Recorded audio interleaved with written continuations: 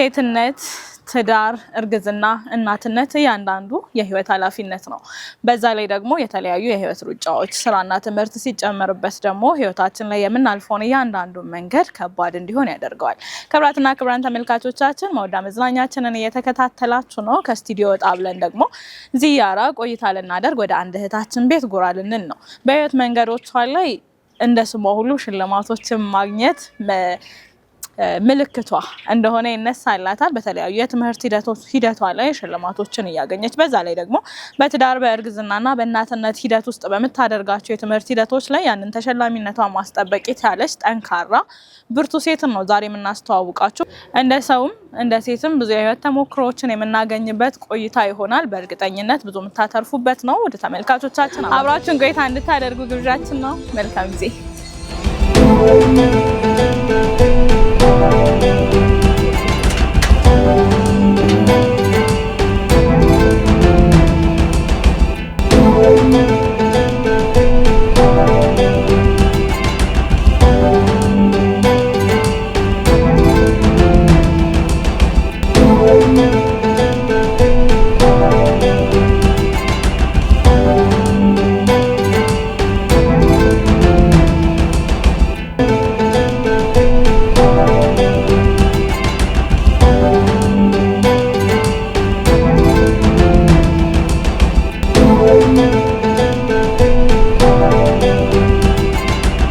ወደ ተመልካቾቻችን እንግዲህ ደርሰናል ጎራ ብለናል የህይወት መንገዶቿ ላይ ያለፈችባቸው የተለያዩ ሂደቶች ላይ ሐሳቦችን ያነሳን ቆይታ እናደርጋለን አሁንም አብራችሁን ቆዩ ሰላም አለይኩም ወአለይኩም ሰላም ወራህመቱላሂ ወበረካቱ እንዴት ነሽ ደህና አልሐምዱሊላህ ዛሬ እንግዲህ ቆይታ ልናደርግ ቤትሽ ድረስ መተናል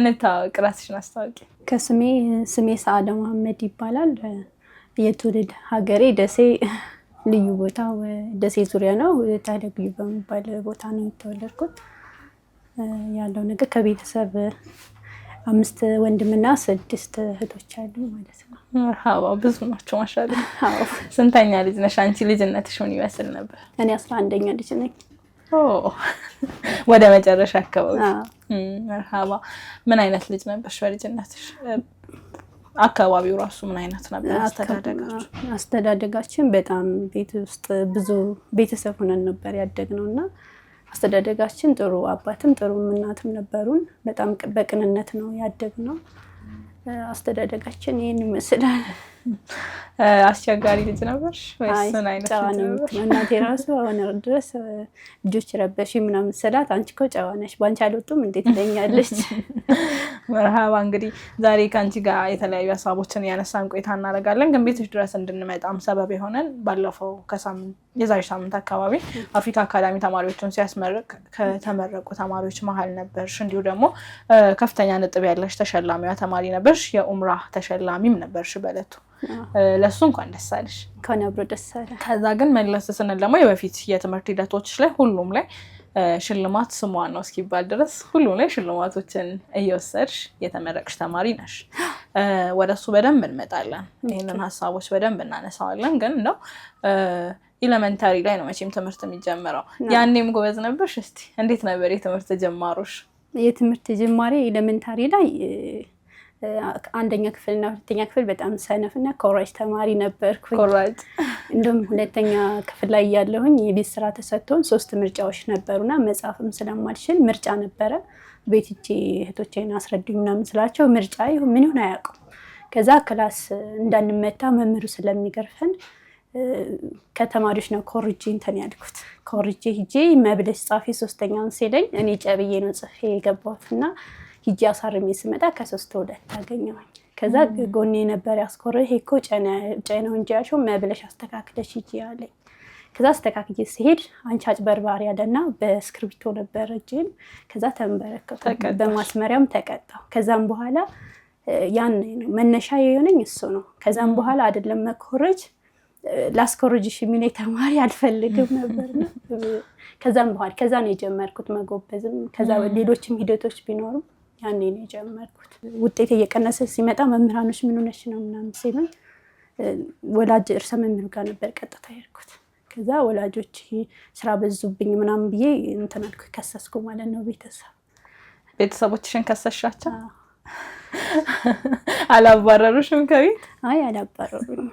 ምን ተፈጠረ ከዛ በኋላ? አይ እናቴ ትፈልጊያለሽ አልኳት፣ ሄደች። ከዛ ስትሄድ እቺ ልጅ እኮ ጎበዝ ናት፣ ነገ ጧት ትልቅ ቦታ የምትደርስ ናት እና ለምን ስራ ታበዙባታለህ ምናምን። እናቴ እንዳነብ ትፈልጋለች፣ ግን የስራው ጫና ምንም ማድረግ አትችልም፣ ግን ታዘኛለች። ከዛም በኋላ ስትመጣ ቤት ውስጥ ስራ ቀነሰል። አንዳንድ ጊዜ ሊያዙኝ ወንድሞቼ ምናምን ከፈለጉ የቤት ስራ መስራቷን አረጋግጦ ይባላል። ከክሱ በኋላ እናቴ እንደው ሞር ከክሱ በኋላ ትኩረት ሰጠችኝ በጣም። ምንድን ነው ያነሳሳሽ? አሁን አድገን ሲሆን ወይም ደግሞ የተለያዩ ነገሮችን ስናስብ ምሳሌ ይኖረናል ዙሪያችን ላይ የምናየው ወይም ደግሞ መድረስ የምንፈልግበት እና በዛ የልጅነት እድሜሽ ለመበርታት ጥሩ ውጤት ለማምጣት የበፊቱን ነው የምናወራው፣ ከፍ ሲል ያለውን እናነሳዋለን። ግን ምንድን ነበረ የሚያነሳሳሽ የሚያበረታታሽ? ጨዋታ አያታልልሽም? አታልለኝም። ታላቅ ወንድሜ ነበርና እኔ ቢያንስ 2ኛ ክፍል 3ኛ ክፍል እያለሁኝ ሃይ ስኩል የሚማር ወንድም ነበር የሰይድ መሐመድ። እሱ እንትን ይላል ቅዳሜና እሑድ ተከራይቶ ነበር የሚማረው እና ቅዳሜና እሑድ እኛ ጋር ሲመጣ እናቴ ልዩ ትኩረት ነው የምትሰጠው። በቃ ሰይድ መጣ ምናምን ብላ ልዩ ትኩረት፣ ስለሚማርም ጎበዝ ተማሪም ስለነበር ትኩረት ትሰጠዋለች እና ልጄ እንደዚህ ቁም ነገር ይደርሳል ምናምን ብላ ትኩረት ስለምትሰጠው ኦኬ ጎበዝ መሆን ለካ እንደዚህ ያስከብራል የሚለውን እያስኩኝ እሱም በጊዜ ያበረታታኝ ነበር ማለት ነው። መነሻሽ እሱ ነበር ማለት ነው? አራዬ እሱ ነው። ኩረጃዋ ግን ያችኛው ናት። መቀጣትሽ ጥሩ ነው። ዩኒቨርሲቲ ላይ እስከምንገባ ድረስ ያው እንደነገርኩሽ ተከራይቼ ነው የምማረው። ዋናው ለውጤት የሚያበቃሽ ነገር እኔ ጓደኞቼ አብዛኛውን ጊዜ ጎበዝ ተማሪዎች ናቸው። በጣም እናጥና የሚል ነው እንጂ እንትን አሁን ለምሳሌ 2 አይነት ወይ 3 አይነት ጓደኛ ሊይዝ ይችላል። ለምሳሌ አንቺን የፈለኩሽ የምስጥር ጓደኛ ከሆነ የምስጥር ጓደኛ ልትሆኚ ትችያለሽ። ግን ለትምህርት ደግሞ የትምህርት የራሱ ጓደኞች ይኖሩኛል። ከዛ ጀማ ደግሞ ወደ መስጂድ ምናምን የሚሄዱ የራሳቸው ጓደኛ አሉ። ለሁሉም ቦታ እንጂ አንድ ጓደኛ አልይዝም። ስለሚኖሩ የሚመለከቱን አሁን ላይ ትምህርት ላይ ያሉ ልጆችም ስለሚኖሩ እንደው ውሏቸው የሚያጠኑበት መንገድ ምን ያህል ተጽዕኖ አለው? እሱን እናንሳና ወደ ዩኒቨርሲቲ ደግሞ ይወጥሽ እንሂድ። አንደኛ እንዴት እንደሚያጠኑ የመጀመሪያው በትምህርቱ ላይ ፍላጎት እንዲኖራቸው ማነሳሳት መቻል ነው። ዝም ብለሽ አንብብ ምናምን ማለት ወደ መሰልቸት ነው። አንደኛ የሚማሩበት ግብ ምን መድረስ እንዳለባቸው በግልጽ ማወቅ አለባቸው። ነገ ጧት ተምረው ምን እንደሚሆኑ ማወቅ አለባቸው። የመጀመሪያው ዝም ብሎ በደመ ነፍስ ከሚማሩ ምን መሆን እንደሚፈልጉ ትምህርት ቤት ሲመዘገቡ መጀመሪያ ዓመት ላይ ምን ትምህርት ከስንት ማምጣት እንዳለባቸው እያንዳንዱ ፕላን አድርገው ነው ወደ ትምህርት መጀመር ያለባቸው እና ብንማር ደግሞ ለቤተሰብ ደስ ይለዋል እንጂ ነገ ጧት ራሳችንን መቀየር አለብን። ብትማሩ ለራሳችሁ ነው ምናምን እየሰመክራቸው አክሴፕት ነው የሚያደርጉኝ፣ ይቀበላሉ። መርሃባ። ወደ ዩኒቨርሲቲ ደግሞ እንምጣ። እስከ ኢንትራንስ ያለው በእንደዛው መንገድ ጥሩ ውጤቶችን እያመጣሽ በጥሩ ውጤት እያለፍሽ ዩኒቨርሲቲ ደረሽ። ዩኒቨርሲቲ የት ደረሰሽ? ምን መረጥሽ? ዩኒቨርሲቲ ላይ ያልፈለኩት ነገር ነው የገጠመኝ። 2008 ነበር 12ኛ ክፍል እንትን ያልኩት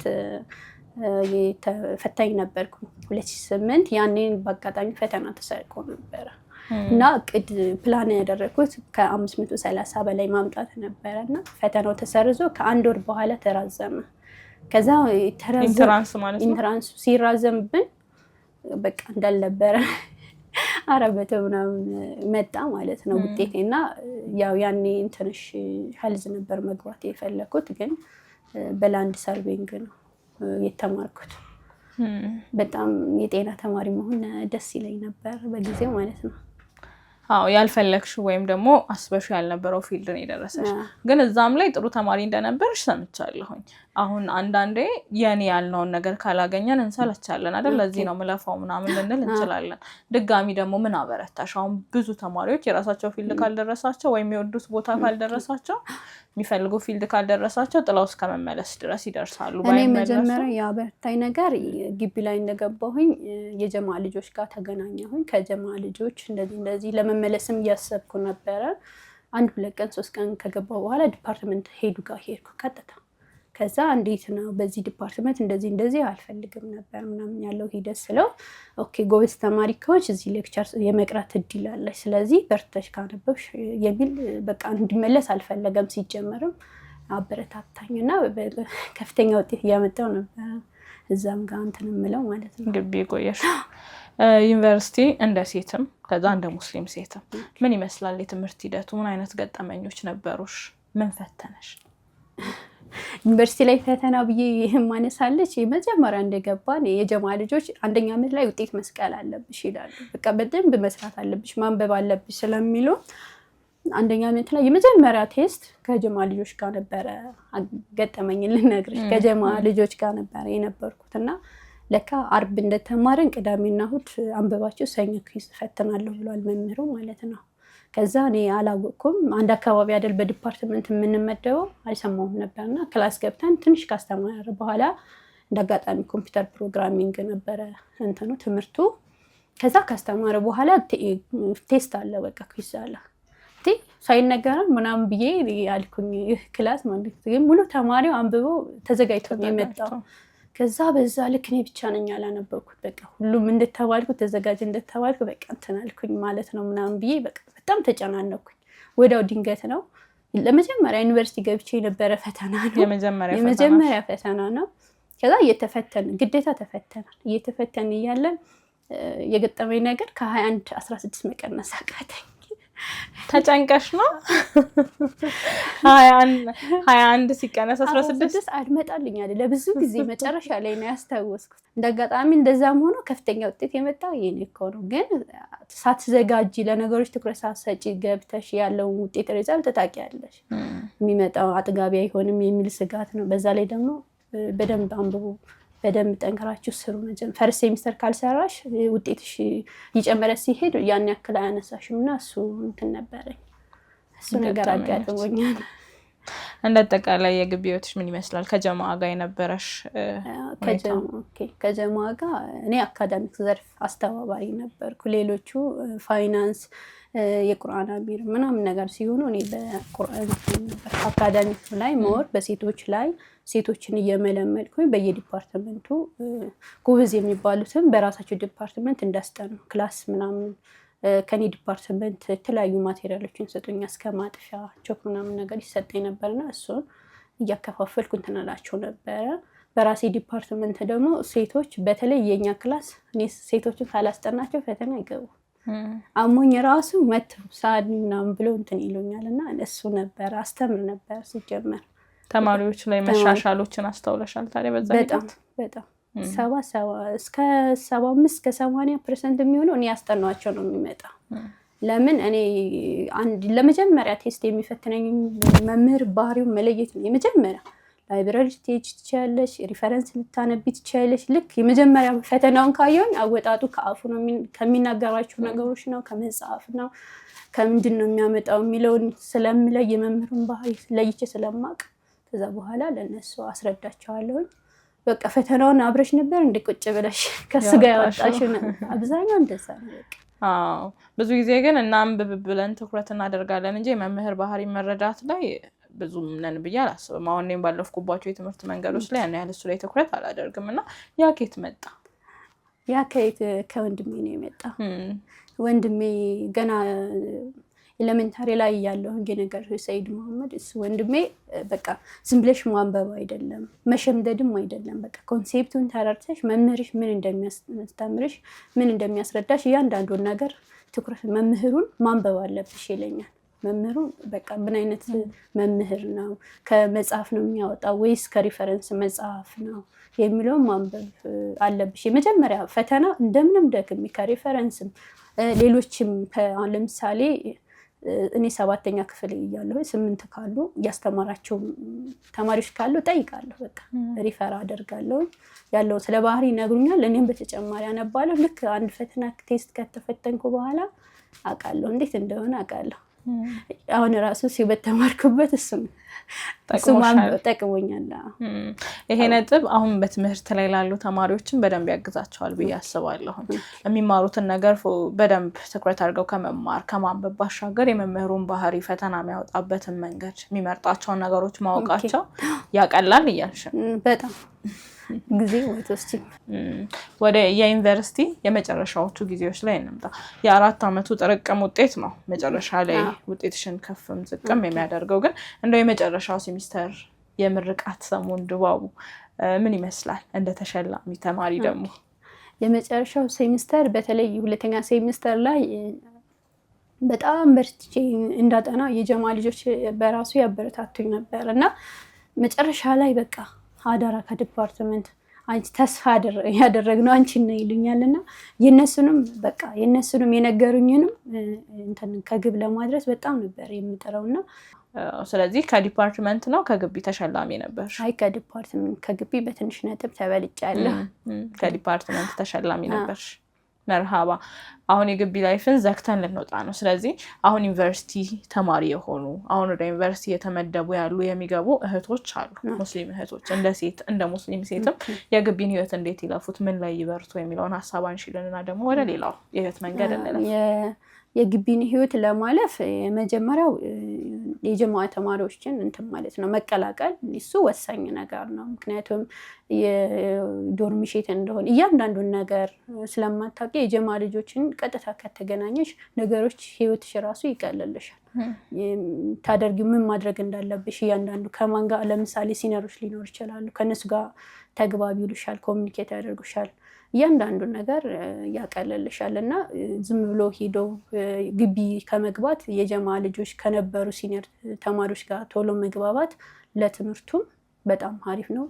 ፈተና እንዴት እንደሚወጣ ግቢው እንዴት መላመድ እንዳለባቸው ቶሎ ነው ኢንቫይሮንመንቱን አክሴፕት የሚያደርጉት።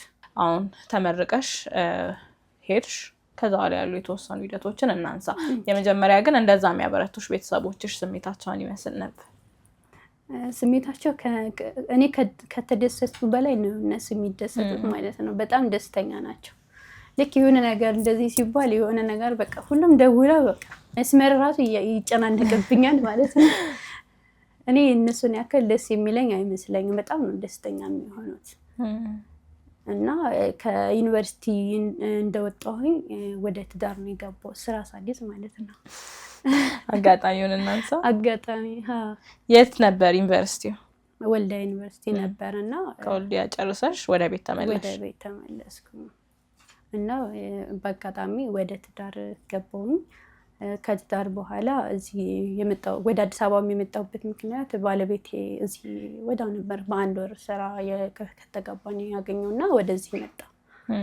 ከዛ እዚህ እንደመጣ ያው እኔም መጣው ማለት ነው በኦንላይን። በዛን ሰዓት ደግሞ የሰሜኑ ጦርነት ነበር፣ በጣም ከባድ ፈተና ነበረ። ከዛም በኋላ ስራ እየፈለኩ ነበር። 1 አመት ሙሉ ስራ የለም፣ ጦርነትም ስለነበረ ማለት ነው።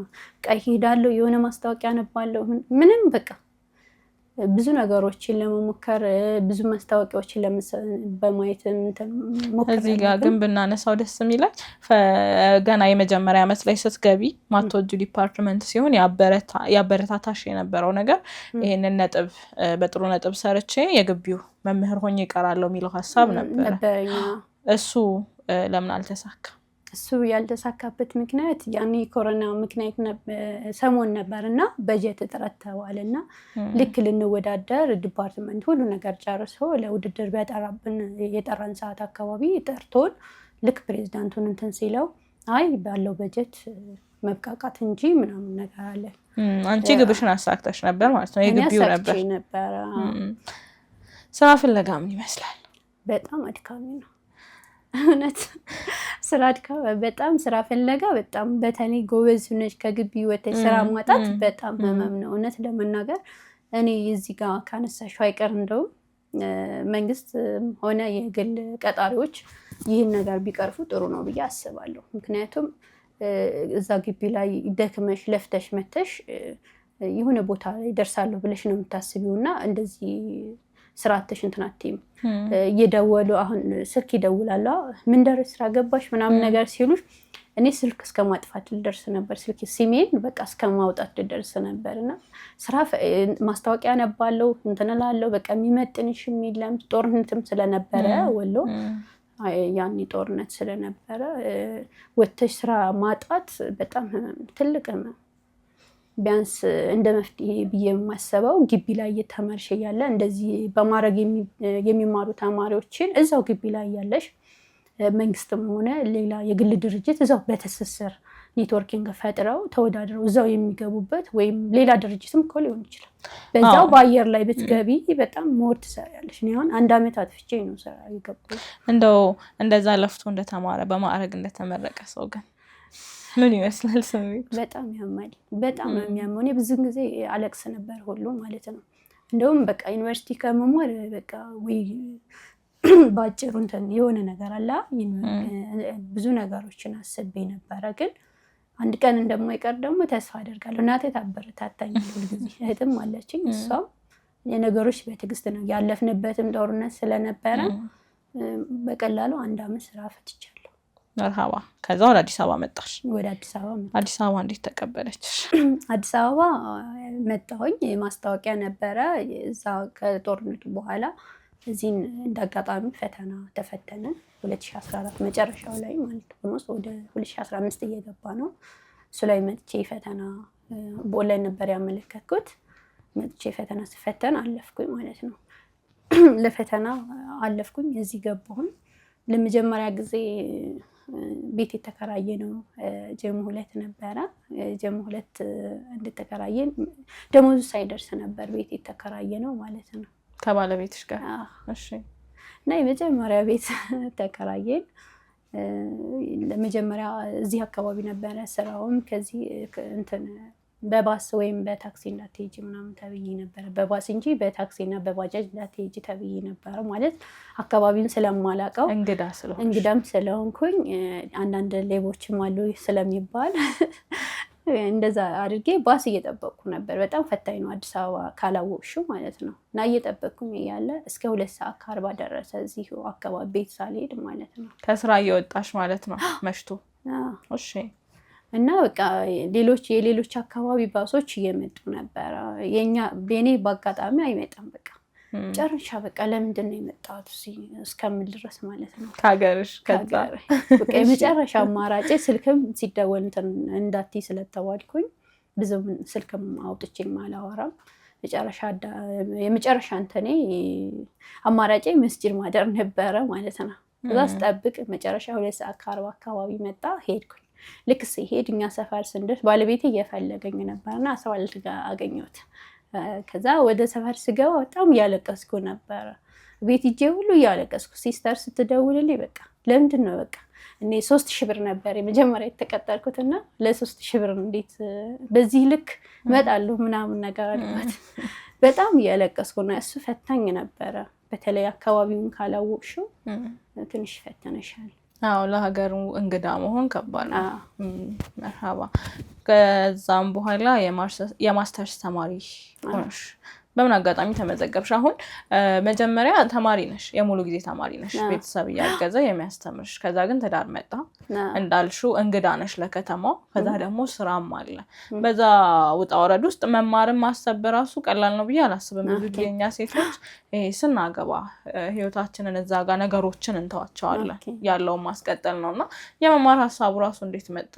ከዛ ምን መረጥሽ? የት ተማርሽ? የመማር ሀሳብ ከመጀመሪያውም ነበረኝ።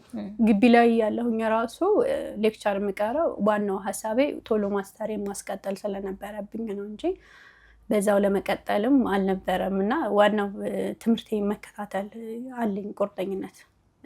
እንደውም እስከ ዶክተሬት መድረስ አለብኝ የሚል እምነት ነበር ከመጀመሪያው። እና እሱን እንትን ያልኩት ዋናው ጊዜን አጠቃቀምን ማወቅን ነው። እና እኔ 2015 ላይ ስራ ጀመርኩኝ። ወዲያው ጀምሬ ጓደኞቼ እየተመዘገቡ ነበረ። እኔ ለመመዝገብ 3174 ነበር ደሞዜ። የቤት ኪራይ 2000 ነው። አልችልም በቃ እንዴት ባለቤትሽም ቢኖርም የምትሰሯቸው ስራዎች ማለት የሰራው የነበረው ስራ የተቀጠረው ኮንትራክት ስለነበረ እንትን አለ አቋረጠ። አለቀ፣ ጊዜው አለቀ። እሱ ስራ እየፈለገ አላገኘም። በዚህ ደሞዝ ነበረ ስንተዳደር የነበረው ማለት ነው። እና 2000 ተከራይተን 1000 ምናምን ናት። ከዛውም ትራንስፖርት አነሳላታለሁ ቤት ውስጥ የሚሆነውን አስቤ በጣም ከባድ ህይወት ነበር። እና ለመመዝገብ ለመማር ፍላጎት ቢኖረኝም ለመቀጠል ግን አቅሙ አልነበረኝም። እንዳጋጣሚ ቢሮ ላይ ኃላፊ ነው እያወራን የነበረ። ከዛ እንዴት ትምህርት ምን ተማርሽ ምናምን ይለኛል። እስካሁን ድረስ ባለኝ 4 ዓመት 5 ኃላፊዎችን ተቀያይረዋል በእኔ ላይ፣ ግን 5ቱም እኔ ነው በቃ እንደ እንትን የሚያዩኝ የስራ ቦታሽ ላይ የስራ ቦታ ላይ እና እሱ እንዳጋጣሚ እያወራን ነበረ ቢሮ። ለምን አትመዘገቢ ምናምን ሲለኝ እኔ ደሞዜን እያየሁ አይደል እንዴት ነው የምመዘገበው አልኩት። ከዛ ስለው በቃ አንቺ ለመማር ፍላጎት ካለሽ እስኪ ቆይ ልደውል ብሎ የሆነ ስልክ ደወለ። ከዛ አልተሳካለትም የደወለው። እንዳጋጣሚ እንትን ነበረ ግምገማ ነበረን፣ ክትትልና ድጋፍ ያደርጉሻል በሴሚስተር ላይ ማለት ነው መጨረሻ ላይ። ከዛ ለሱ የአንዳንድ ፕሮግራሞች እናደርጋለን እና ልደውልልሽ እና እኔ ባንክ ቤት ሄደን ብር እንትን እንበል አለኝ። ብር አውጥቼ ልስጥሽና አንዳንድ ነገሮች ቢሮ ላይ ታደርጊያለሽ፣ ግምገማ ለሚያደርጉት ሰዎች ውሃ ምናምን ቆል ምናምን ታዘጋጃለሽ እና ሄድንና 5000 ብር ነበር ያወጣው። ከዛ ዝም ብሎ አወጣና በቃ ሌባ እንትን እንዳይልሽ አስገቢያ ብሎኝ ሄድኩኝ። ከዛ ደወልኩለት ምንድን ነው የሚገዛው ስለው ቀጥታ ነገ ሄደሽ ተመዝገቢ አለኝ። ቀጥታ ትምህርትሽን እንድትመዘገቢ ነው ብር የሰጠሁሽ እና መነሻው እሱ ነው እንድማር ማለት ነው። አብዛኛው ትምህርቱ በስፖንሰር ነው ያለቀው ማለት ትችያለሽ። ያው ክፍያ ስለነበረው ያገዙሽ ነው ተማርሽ? ያግዙኛል። ምን ተማርሽ ማስተርስ ላይ? ቢዝነስ አድሚኒስትሬሽን። እንዴት ነበር ሂደቱ? እንዳልኩሽ ነው መጀመሪያ ላይ ተማሪ ብቻ ነበርሽ። አሁን ሰራተኛም ነሽ፣ ባለትዳርም ነሽ፣ የቤት ውስጥ ኃላፊነትም አለብሽ እና ያ ቀላል ነው ወይ? ሂደቱ ምን ይመስል ነበር? ሂደቱ መጀመሪያ አካባቢ ላይ ደህና ነበረ። ያው ልጅ ሲመጣ ሊከብድ ይችላል ታቀየዋለሽ። መጀመሪያ አካባቢ ላይ ሂደቱ አሪፍ ነበር። ባለቤቴም እንድማር መጀመሪያም ስንጋባም ተነጋግረናል። እሱም የትምህርት ፍላጎት በጣም አለው፣ ጎበዝ ነው። በድኑም በትምህርቱም ጎበዝ ነው ባለቤቴ ማለት ነው። ስለሆነ ትምህርት ልክ እንደጀመርኩኝ በቃ ፈተና ምናምን ሲመጣ ከሰኞ እስከ ዓርብ ስራ ነኝ። ቅዳሜና እሑድ ነው ትምህርቱን የምማረው።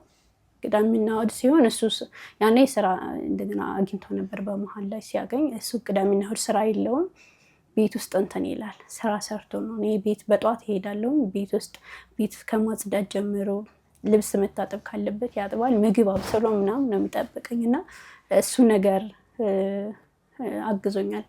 እና ከባለቤቴ ጋር ዋናው ማስተሩን በጣም ውጤት እንዳመጣ ያረዳኝ እሱ ነው።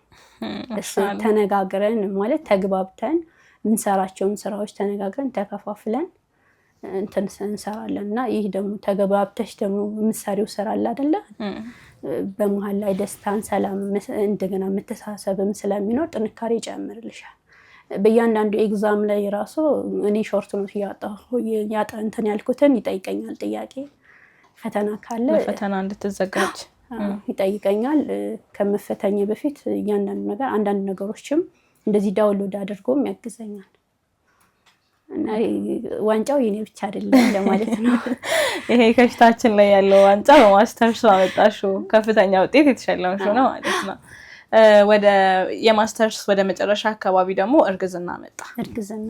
ሪሰርች ላይ ነበርኩኝና እርግዝና ላይ ያለሁኝ ነው ሪሰርች ላይ ያለሁኝ ነፍሰ ጡር ሆንኩኝ።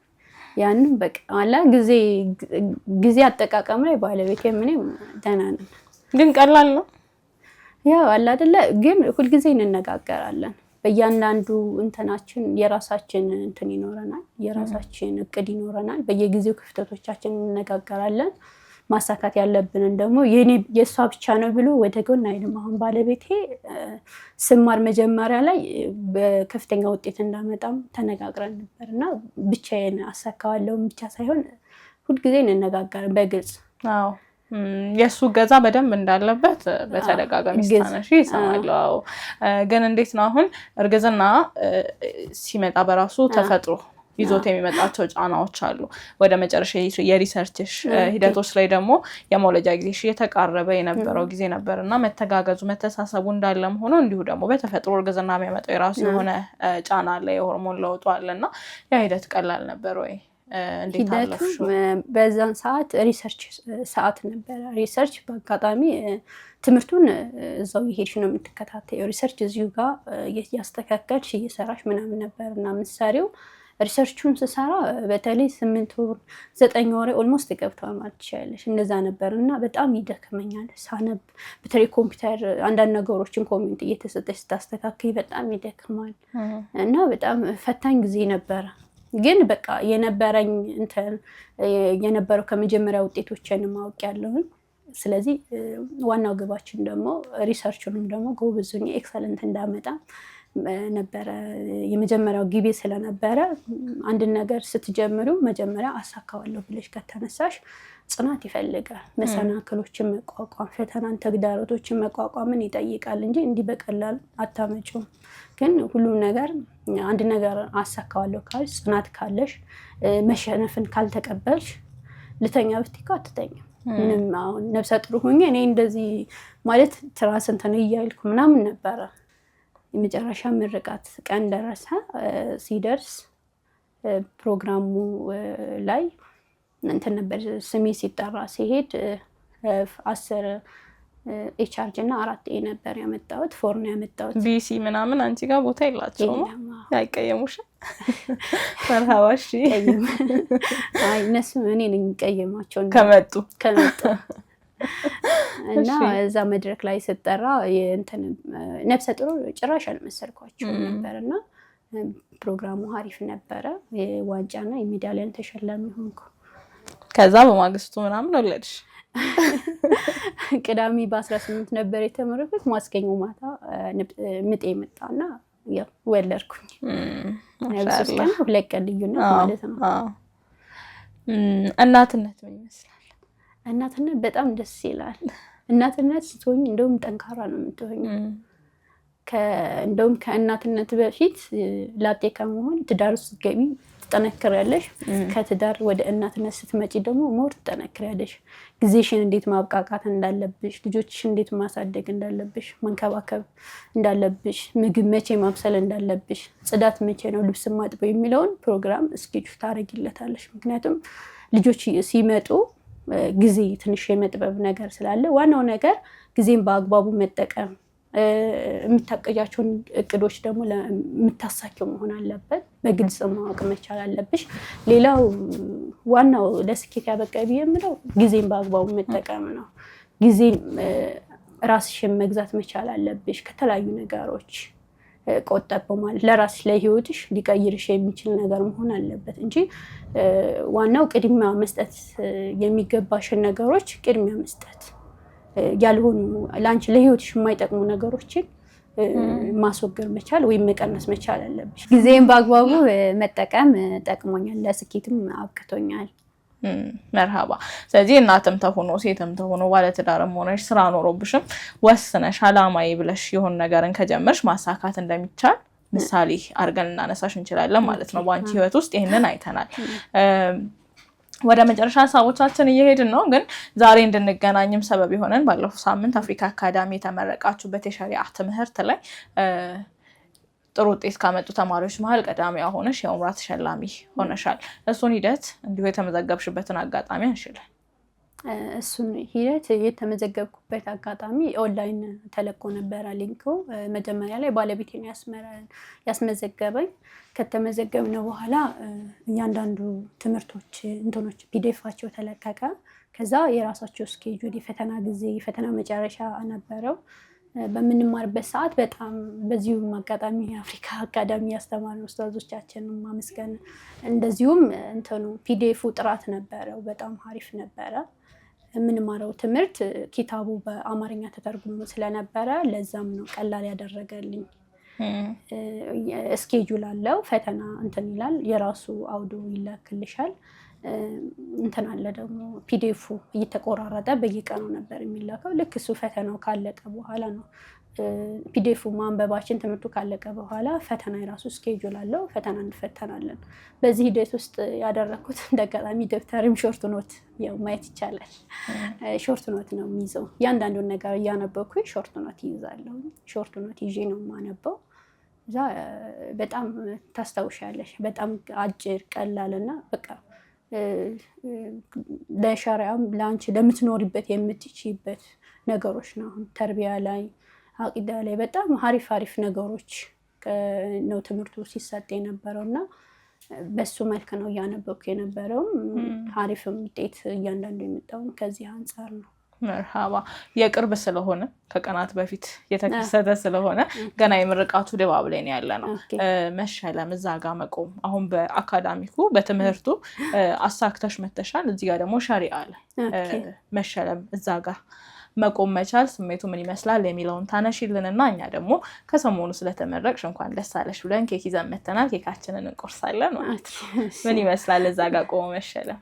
ቆሞ መሸለም እንደውም ከዚህ በላይ የሸሪዓ ትምህርትን እንዲማር ነው ያነሳሳኝ። በተለይ ሽልማቱ ኡምራ ሲል በጣም ደስ ነው ያለኝ። እንደውም እዚህ ጋር ትንሽ መቆየት ፈልጋለሁ። ስለ ፕሮግራሙ የተወሰነ መረጃ ሲይዝ ከቀናት በፊት አንቺ ከሽልማቱ ምናምን በፊት አጋጣሚዎች ላይ ቁጭ ብለሽ እንደው አላህዬ መቼው የሚጠራኝ ስትይ እንደነበር ሰምቻለሁኝና አይ በጣም ስሜቱ ምን ይመስላል? ስሜቱ በቃ በቅርብ ጊዜ ነበረ ተማሪ አሁን እየተማርኩኝ እያለ እንትን ያልኩት ያው ጎረቤት ጋር ሂጄ ነው እንደአጋጣሚ ያየሁት እና ኡምራ እያደረጉ ሳይ በቃ የሆነ አለ አይደለ መቼ እኔ እዚህ ኡምራ የማደርገው መቼ ነው? ኢኮኖሚን ሳየው በጣም ዝቅተኛ ነው።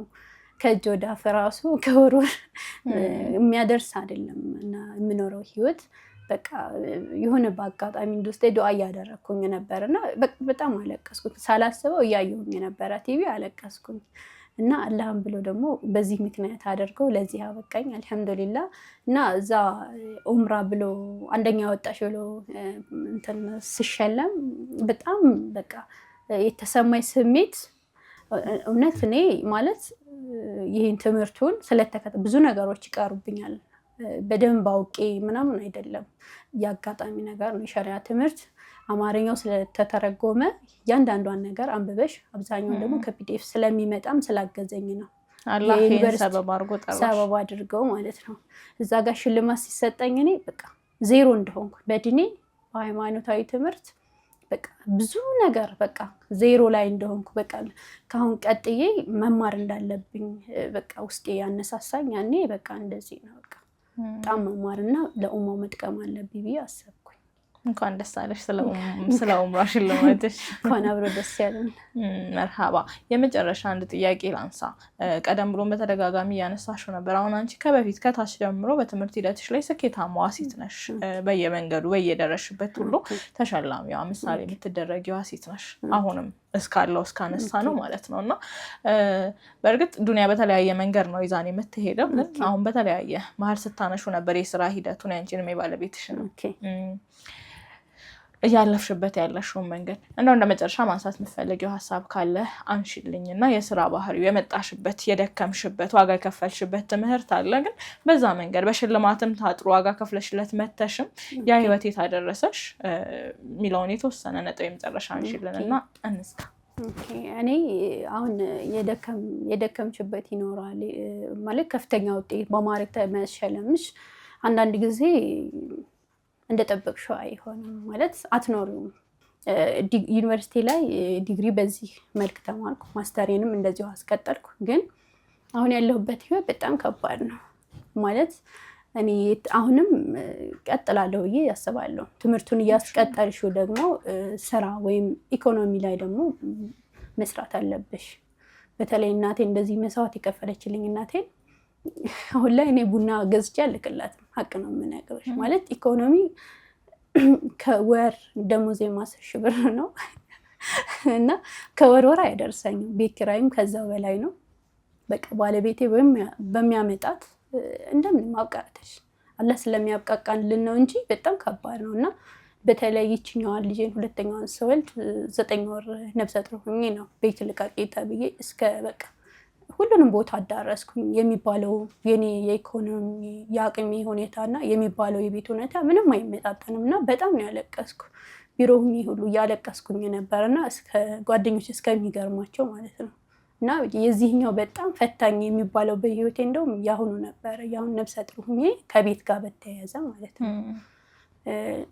አሁን እንትን ተብሎ ነው እና እሱ ነገር ፈታኝ ነው። እኔ አሁን ማስተላለፍ የምፈልገው እኔ አሁን እየሰራው ያለሁት በመንግስት ተቋም ነው፣ ግን ኢነርጂን ፖቴንሻሌን አልተጠቀምኩበትም ማለት ትችላለሽ። ያለኝ ኢነርጂ በቃ አሁን መንግስት ተቋም ላይ ተደጋጋሚ ስራ አንድ ስራ ነው የምትሰሪው እድገት ቶሎ አታገኝም ራስሽን አፕዴት አታደርግም በትምህርት አፕዴት መንግስት ፈቅዶልሽ ቅዳሜና እሁድ ተማሪ ትችያለሽ ግን አፕዴት አድርገሽ ራስሽን አፕዴት አድርገሽው የተሻለ ስራ መስራት አትችይም ማለት ደሞዝ አንደኛ ደሞዝሽንና ምሳሌው ስራ ባላንስ ካልሆነ ሳቲስፋክሽንም አታገኝም ስለዚህ እሱን ነገር ለወደፊት ኢንሻአላህ አላህ ሁሉንም ነገር ያስተካክላል ብዬ አምናለሁኝ ኬካችንን እንቁረስና እንኳን ደስ አለሽ ለማለት ነው እንግዲህ እንደመወዳ ኬክ ይዘን ደጅሽ የመጣ ነው እንዴ ነው የምንቆሰው እንኳን ደስ አለሽ እንደድን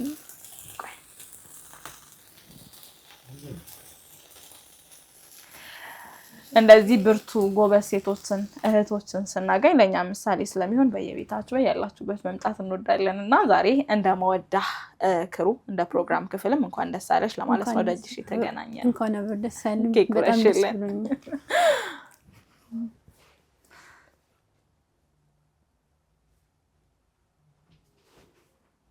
ወደ ተመልካቾቻችን በመወዳ መዝናኛ ከስቱዲዮ ወጣ ብለን እንግዲህ ቆይታ ያደረግንበት መሰናዶ ይሄንን ይመስል ነበር ጥሩ ሐሳቦችን አነሳን አብራችሁን ቆይታ ስላደረጋችሁ እጅግ አድርገን እናመሰግናለን ቀሪ የመወዳ ፕሮግራሞች ይቀጥላሉ እናንተ ቆይታችሁን ከመወዳ ጋር አድርጉን ያ ደግሞ ኬካችንን እንበላለን ሰላም አለይኩም ወራህመቱላሂ ወበረካቱ